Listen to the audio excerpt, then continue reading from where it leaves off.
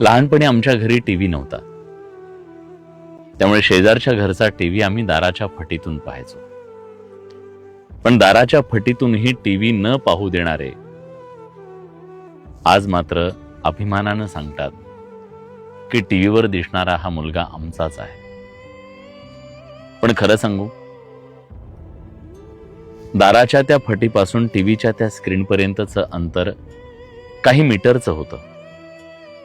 पण काही मीटरचं हे अंतर पार करायला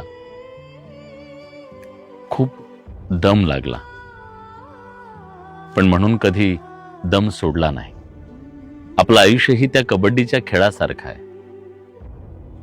जोपर्यंत आपण आपल्या फटीपर्यंत पोहोचत नाही तोपर्यंत दम धरून ठेवावा लागतो.